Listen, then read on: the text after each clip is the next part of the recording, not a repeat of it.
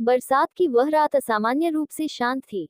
आसमान में काले बादल ऐसे घूम रहे थे जैसे कोई अदृश्य शक्ति उन्हें दिशा दे रही हो। बिजली की चमक बीच बीच में पूरे गांव को उजाले में डुबो देती और फिर सब कुछ गहरे अंधेरे में समा जाता। महाराष्ट्र के एक छोटे से गांव के किनारे जंगलों के बीच एक पुरानी हवेली खड़ी थी। गांव वाले उसे काली हवेली कहते थे। कहते हैं, जो भी रात के बाद उस हवेली के पास गया वह या तो वापस नहीं आया या फिर उसकी मानसिक स्थिति बदल गई। लेकिन दामिनी इन कहानियों पर विश्वास नहीं करती थी। दामिनी शहर से हाल ही में अपने पैतृक गांव लौटी थी। वह पढ़ी लिखी, समझदार और थोड़ी जिद्दी लड़की थी।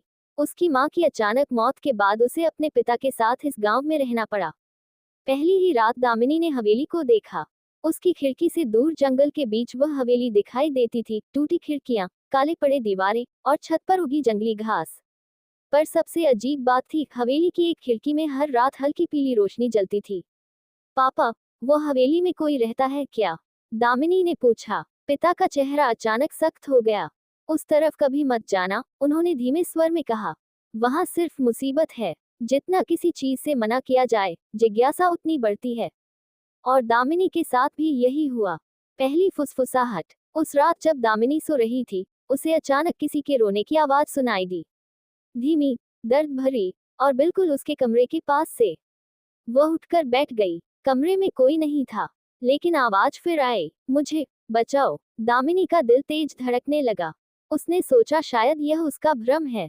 पर तभी खिड़की अपने आप धीरे धीरे खुलने लगी। ठंडी हवा कमरे में भर गई, और हवा के साथ एक सड़ी हुई खुशबू। दामिनी खिड़की तक गई और बाहर झांका। दूर हवेली की खिड़की में आज रोशनी ज्यादा तेज थी, और ऐसा लगा जैसे कोई औरत खिड़की पर खड़ी उसे देख रही हो। अचानक बिजली चमकी, और वह आकृति गायब हो गई। गांव की चेतावनी। अगले दिन दामिनी ने गांव की बूढ़ी औरत शांता काकी से हवेली के बारे में पूछा। शांता काकी का चेहरा डर से पीला पड़ गया। उस हवेली में मत जाना बिटिया, काकी ने कांपती आवाज में कहा। वहां राधिका की आत्मा भटकती है। राधिका। बहुत साल पहले उस हवेली में एक लड़की रहती थी। खूबसूरत लेकिन दुखी। उसके पति ने उसे धोखा दिया। एक रात उसने उसी हवेली में फांसी लगा ली। दामिनी ध्यान से सुन रही थी। काकी ने आगे कहा, मरने से पहले उसने कसम खाई थी, जो भी उसके दर्द को समझेगा उसे वह अपने साथ ले जाएगी। दामिनी ने हल्की हंसी में बात टाल दी, लेकिन उसके अंदर कहीं ना कहीं डर घर कर चुका था। अजीब बदलाव। उस रात से दामिनी के साथ अजीब घटनाएं होने लगी। उसे बार बार आईने में अपने पीछे किसी की परछाई दिखाई देती। रात को उसके पैरों में ठंडा स्पर्श महसूस होता। और सबसे डरावनी बात, उसे सपने आने लगे। सपनों में वह खुद को उसी हवेली में देखती।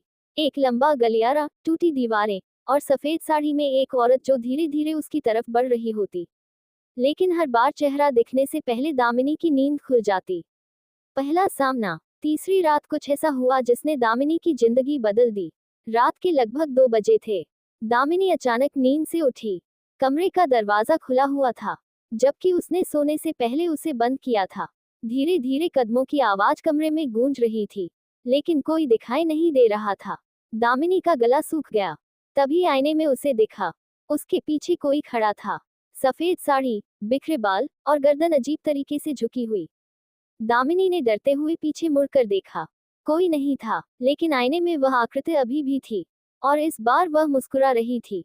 अचानक दामिनी के कान के पास किसी ने फुसफुसाया, तुम आ गई, आखिर तुम आ ही गई। दामिनी चीख पड़ी। आईना अपने आप टूट गया, और वह बेहोश होकर गिर गई। रहस्यमयी निशान। सुबह जब दामिनी की आंख खुली, उसके हाथ पर लाल रंग का निशान बना हुआ था। ऐसा लगा जैसे किसी ने नाखूनों से पकड़कर उसे खींचा हो। उसके पिता ने बताया कि रात में वह नींद में चल रही थी और बार बार हवेली की दिशा में जा रही थी। लेकिन दामिनी को कुछ याद नहीं था।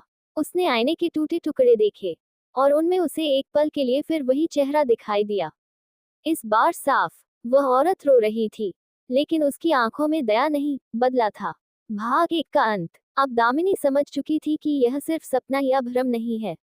कोई आत्मा उससे संपर्क करने की कोशिश कर रही थी। लेकिन क्यों? क्या दामिनी का उस हवेली से कोई संबंध था? और वह औरत बार बार उसे ही क्यों बुला रही थी? उस रात दामिनी ने फैसला किया, वह हवेली जाएगी। उसे सच्चाई जाननी ही होगी।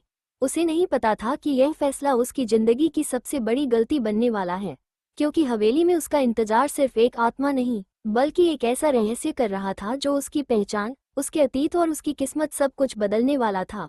और उसी क्षण हवेली की खिड़की में खड़ी भूतनी मुस्कुराई, जैसे शिकार खुद उसके पास आने वाला हो।